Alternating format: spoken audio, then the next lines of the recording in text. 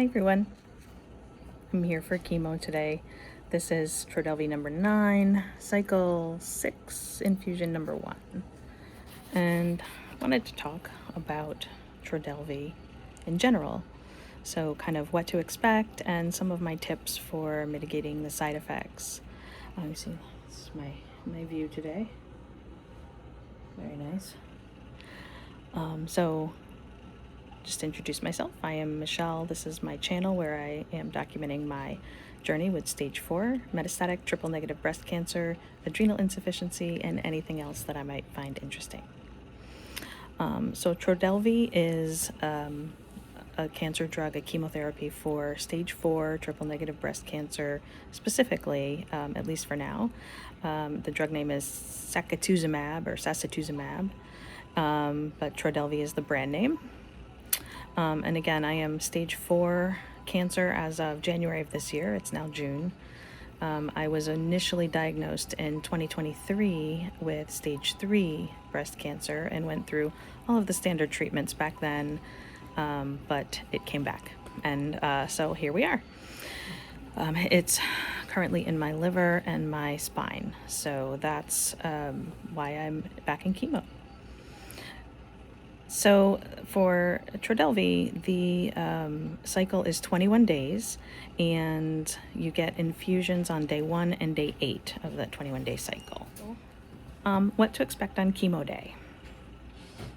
So days 1 and day 8 of your 21-day cycle, you will be going into the infusion center. Plan to stay there the whole day and plan to have a ride because you'll be exhausted. When you arrive, they will first draw labs, so they'll usually do at least a comprehensive metabolic panel, a CBC.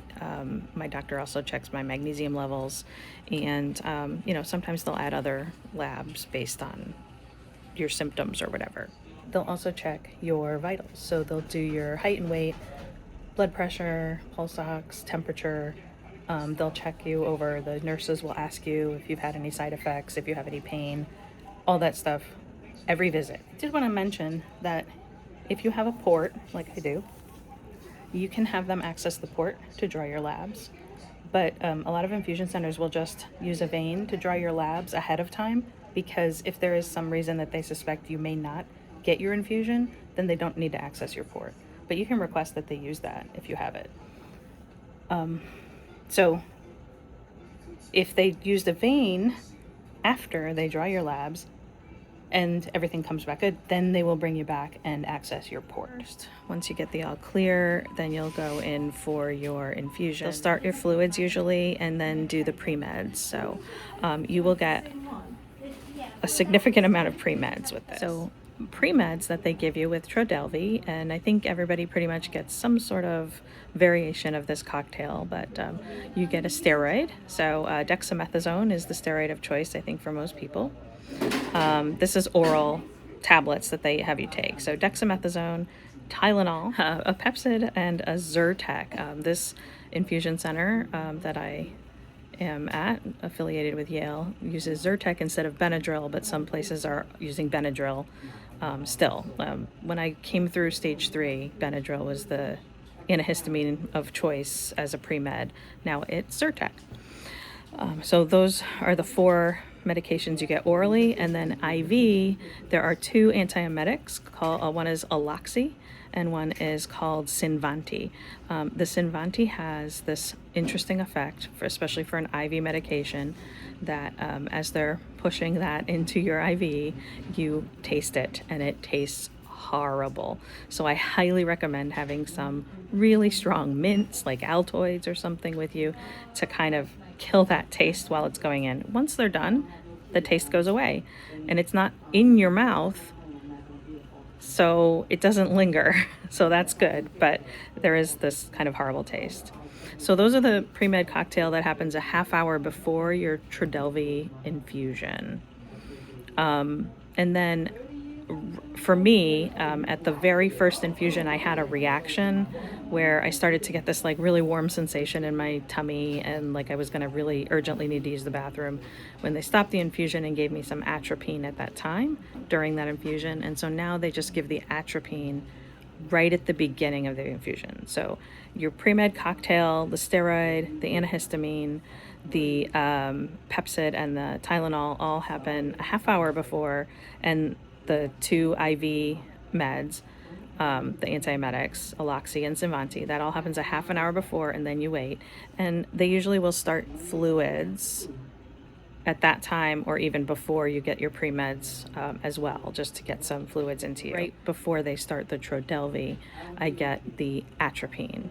So if you do get atropine with your Trodelvy, that'll happen right at the start of the infusion before they start the Trodelvy. So when it's time to do the Trodelvy, usually 2 nurses need to check and make sure that you're getting the right drug and it's at the right infusion rate and the right dosage, and then they'll start your infusion. The Trodelvy is in this little hood of a dark bag as it's infusing because it is photosensitive. So I'm sitting here in my window seat, which is something I always recommend if it's an option, and it's got to be covered from the sun. Now the first time it's over, I want to say 2 hours. After that, they shorten the infusion time automatically, but I've actually requested that they make it longer. And so I'll talk about that in my tips, but I like a longer infusion because that actually leads to less side effects. For now, that's kind of your rundown. You come in, they do your lab draw. If you have an appointment with your oncologist or an APRN, you usually see them before your infusion in case you have any questions, concerns, side effects to report. They'll do the pre-meds, you wait a half an hour, and then they will do the infusion over a couple of hours, and plan for at least 2 hours, especially if you do start to have any like side effect or reaction. They will stop the infusion, wait a little while, they'll give you some fluid, sometimes they'll give you another drug to mitigate that reaction, but then they'll restart it, usually at a lower rate, a slower rate. So you want to leave yourself that time. Okay, so let's talk about side effects. So the most important thing the most important bit of advice that I could give you about side effects is to keep a journal, because you don't really remember from one week to the next what was going on what days of the cycle. But if you have a journal, and let me just show you here. So this is my journal this week. And so you'll see here on this side of the page, I put all of my medications and supplements. I put everything I eat in the center, and then I do activities on the other side. And then a couple pages before that, these are my side effects. So I keep track of all of my steroid dosing, but also if you look at the side effects that I'm tracking here, these are typically side effects that I might have. And so I can really keep track of like which days of the week. If I go back to May, you can see like clusters of side effects here. And you'll see that they kind of correspond. I had an elevated heart rate for a few days that coincided with bone pain, that also coincided up here with some GI issues. And so they all came on kind of the same weeks. These started first, and then this, and then this, and so there was a consistency to it. And so having this and going to my doctor's appointments, I'm able to say, oh, this is when this started, and this is how I've been managing it, because I'll also talk about strategies that I might do. Like for the lymphedema, right now I'm taping my arm for lymphedema. I'm also doing a vibration plate, and on some days here, what was that one? No, this one, I did a compression pump in the morning and then vibration plate at night. So having the journal gives me a way to track my side effects, any strategies that I use, and then if they help or not, because I can see an improvement or not. So definitely journal your side effects, and it will really help you kind of dial in on what might be helpful to mitigate them. All right, so the side effects are, first, you will lose your hair. Doesn't matter what you do. With Taxol in my first round treatments, you could cold cap to kind of not let the poison get to your hair follicles. You could also help with neuropathy with that with Taxol, because that is active in the body pretty much when you're doing the infusion. And once the infusion's over, it's not actively seeking out those cells anymore. But with Trodelvy, it actually is seeking out the proteins that are on the cancer cells directly. And then when it finds them, that's when it releases the poison. So it's active for up to 5 days in your system. And so you can't cold cap for 5 days. So it doesn't help. Even in the support groups, even people who did keep some of their hair only kept some of their hair. So you will lose your hair. For me, the hair on my head started falling out at day 10 after just one infusion. And by day 12, there was very little left, really quickly. The rest of my body hair has just been kind of a gradual process over time. The next side effect is fatigue, and that's to be expected with any chemo. Your body's being bombarded with poison, essentially, and you're under a lot of stress with that. And so every cell is under stress with that, and that's, as your body is trying to cope with that, you're going to be tired. And to help with that, you want to give yourself some time that you don't have your busy schedule. Diarrhea, constipation. So GI side effects are common, and nausea. Those, I kind of cluster those three things together because it's all GI.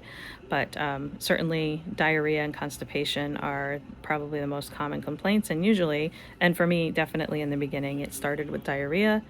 And they tell you at the first sign of diarrhea, take that loperamide, which I did. And then I was constipated for 3 days. So, then we swung the pendulum, and then it came back with more diarrhea, and then at that time it turned into colitis with blood. So definitely want to be careful about that if that's an issue for you. So for a lot of people, though, the diarrhea is like a big deal. Take the antidiarrheal medicine. No need to suffer through it. We know what's causing it. It's not a virus. You don't need to get it out of your system. It's going to be there anyway. So take the meds to mitigate the diarrhea if you need to, so it doesn't turn into colitis. Nausea, they will prescribe again an anti-nausea medicine at home, and we know it's causing it, and it's going to keep causing it. We don't need to suffer through it, so you can take that med. And if you don't like the side effect profile of Zofran, if that's what they prescribe, then you can get Reglan or a Compazine, a different antiemetic as well. Definitely talk to your doctor about the side effect profiles of any medication and decide which one is right for you. With the diarrhea medicine, we started with loperamide, and then we went to Lamodal because I took one loperamide and was constipated for 3 days. So then we tried Lamodal, which also helps with stomach cramping. But the same thing happened. And then I moved on to Bentyl, which is just an antispasmodic. So it just helps with the stomach cramping, but not with diarrhea, because I really wasn't having a lot of diarrhea. It was really just the stomach cramps for me.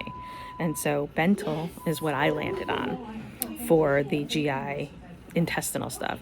As far as the nausea goes, everything else I did kind of got a handle on that. I haven't really needed to take any Zofran or antiemetic, anti-nausea medicine at home at all. So for me, that hasn't been an issue. The stomach cramping was the biggest one. And then finally, the last kind of common side effect is infection risk. So it does tank your immune system, and that makes you prone to infections. And so if you've seen on my channel, in March I had a 12-day hospitalization with a skin infection.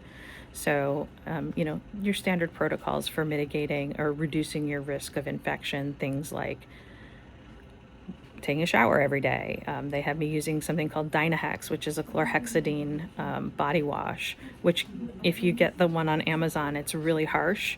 And so it's not called Dynahex. It's just called chlorhexidine, or there's another name for it, but it doesn't really matter. It's a pretty harsh liquid body wash. There is a product called CLn, CLn, that was developed by a doctor, and it is also supposed to be kind of antimicrobial, and it helps with things like eczema and even hidradenitis suppurativa, but also it does target staph infections, which is what my skin infection was. So keeping yourself clean every day, and if you're out in a crowd, being aware of your distance from people, especially if they are coughing or look sick or something. If they're not feeling well, like if you're around family, ask them to keep their distance if they're not feeling well, so that you're not exposed to any infection or virus. And what else? Oh, like avoiding things like processed meats or undercooked meats, which I like a nice medium rare steak, but during especially those first few days before I'm allowed to take antioxidants, I shouldn't say allowed, but before I start taking antioxidants again, I may cook my meat a little bit more than I usually prefer it, just to kind of make sure that I'm not exposing myself to any bacteria unnecessarily. So that's pretty much the side effects. Okay, next are my tips. And so my tips for lowering your side effects or reducing them or mitigating them, managing them. The first one is an early morning infusion. And so I think for me anyway, the earlier I get here, the better for me. That's for a couple of reasons. One is the steroids. We're getting a really high dose of steroids as a pre-med. And if you take that late in the day, you are not going to sleep that night. I'm not going to sleep that night, and I need steroids to sleep because I don't make cortisol. So early morning infusion is definitely preferred for me. It's almost a must. Even if they schedule me like closer to noon, I will always call the day before and ask if I could come earlier if there was a cancellation or something. The other reason is that your body is active. If you do make your own cortisol, you have a circadian rhythm, and your body is metabolizing things in the daytime, early in the day. So it helps things kind of move along and not get kind of stuck. It doesn't make your body work while you're trying to sleep. The next tip is extra fluids. So I always ask for a full liter of fluids at my infusion. I've let my doctors know, and I always ask the nurses, even when I come in, that I would prefer to get a full liter of fluids instead of just a half a bag or 500 milliliters. I think that just helping your body stay hydrated, especially if you're getting atropine, is definitely key to feeling better in general. And then when you get home, you want to hydrate with things like Element. And I will put my referral code in the video description, which is just I don't have an affiliate status with them. I don't make any money on Element, but they are a great company, and because I have a subscription, I have a family, a referral code, hey, you can try this. You can get a free sample pack of Element if you use the link and buy something. And then the only thing I do get as a kickback, just for disclosure, is if you do buy something, I might get a free box of Element of 30 packets. So I don't know exactly how much you would need to purchase for me to get that, but that's all I get. I don't make any money from them. So I opened that so I could take a sip. So even though I am getting fluids, I'm also very thirsty because I did get that atropine today. So extra fluids is my tip number 2. Tip number 3 is an extended infusion time. So I actually prefer, like I mentioned earlier, to extend my infusion over 3 hours. The slower it goes into your body, the better your body adjusts to it. And I have found that when I had a 1.5 hour infusion, I had a lot more side effects than if I had a 2 hour infusion. And I had some more side effects than last time I did a 3 hour infusion, and I had almost no side effects all week. So I had a couple of days of a little bit of stomach cramping, but nothing really high, and fatigue, but that's going to come anyway. Everything else was really manageable, and I never needed to take meds, except I want to say once or twice I took a Bentyl because I was having some stomach cramping every few hours, and it happened 3 times, and I had some place I wanted to go, so I took the Bentyl to kind of get through that. Again, having a good plan of loperamide or Lomotil or Bentyl or Zofran, whatever medications, like, don't be afraid to take them. If they affect you in a negative way, talk to your doctor about an alternative. So I, again, went through 3 medications for the GI side effects until I landed on Bentyl, which doesn't cause me to get constipated, which is a different problem. I haven't needed the antiemetic, but certainly the same thing can happen with Zofran, where that can make you constipated. So you might try, again, Reglan or Compazine or something instead for an anti-nausea medicine. The next tip I have, which I have mentioned in a couple of previous videos, is adding fiber. And so for the GI side effects specifically, I have added no more than just the fiber. So let me tell you what I take. I take the L-glutamine powder along with the fiber every morning. I take magnesium, a triple complex, every night at bedtime.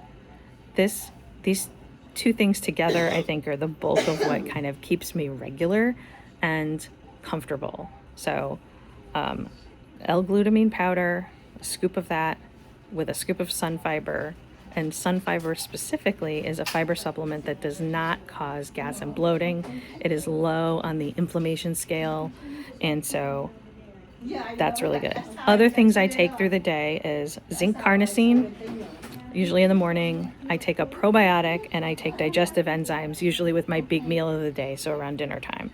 And so those are the things that I do to help with digestion, keeping things moving and regular, helps with reflux, helps with nausea. So L-glutamine powder, sun fiber, digestive enzymes, a probiotic, and zinc carnosine once a day. And then again, things like the Dynahex, if you can find it. The one that I had in the hospital had no dyes. It was a foam body wash, and it did not irritate my skin. But anything I've tried from Amazon has been really harsh. The clean product, CLn, and I'll put a link to that website below too. I don't have any affiliate code or anything, but I think they're on Amazon. I'll put an Amazon link if there is one, because that just is easy for everyone. But that is not harsh at all. It has no fragrance. It doesn't irritate my skin, and it does have an antimicrobial effect where you will not, it'll help to reduce your skin infection risk. And then finally, other options that you could discuss with your oncologist if you are having a hard time with Trodelvy are things like reducing the dosage. I found out just a few weeks ago, really, that my dose had reduced to 75% of the standard dose for whatever my, whatever the calculation is, which I'm not sure of. So I am on a reduced dose of Trodelvy as well after that first one where I had a reaction. So I think that was interesting. I just didn't ask the question. I always write everything down as far as what dosages I'm getting of everything, but I didn't ask that one. I didn't even know to ask it, really. So you can reduce your dosage but stay on the same schedule. And there are a few people in the groups that have actually changed their schedule to, instead of day 1, day 8, they'll do day 1, day 16. So they'll do 1 week on, 1 week off, 1 week on, 1 week off. And that's the next thing that I'm planning to discuss with my oncologist if this week goes well, because last week went really well and I had almost no side effects. And if I could, the cycle before that, I had the standard day 1, day 8, and then that week off was when the most side effects happen. Just after that second injection and the Neulasta, which I think the Neulasta plays a part in it. I think that is actually what is contributing to the harsher side effects that happen after the second infusion and into the week off. And so I've already brought it up, but we'll be bringing it up again. I think this time we're going back to the regular cycle, and we'll see if I have that same issue again where I'm having these 3 or 4 really difficult days and that week off. Then I'm going to ask again, can we go to every other week instead? And then just remember that stage 4 is a marathon. It's not a sprint. When you're stage 3, the goal is to cure your cancer. And so you have to stay on a schedule. You have to try and get in all of those treatments to kind of hit it with everything you have and leave nothing on the battlefield. And then you get to surgery. And then after that, everything kind of slows down and you get to kind of assess where you're at. And if you reach a complete response, then that's great. Then you're done. Then you're cured. I didn't receive a complete pathological response. I had a little residual cancer in my body at surgery. That was removed, but obviously not all of it was. There was more because it came back in my liver and my spine. So, and that was, I had 2 years where I was, quote unquote, no evidence of cancer, no evidence of disease.